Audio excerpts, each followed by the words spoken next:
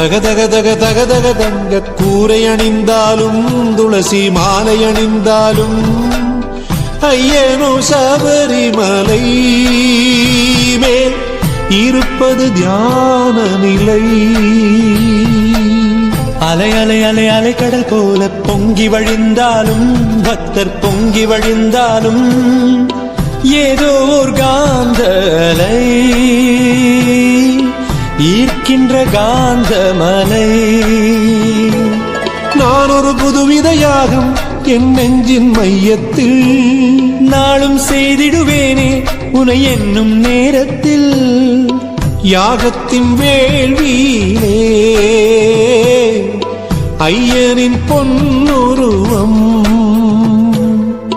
கைகளில் ஏந்தி வந்தார் அமிர்த பொன் கலசம்.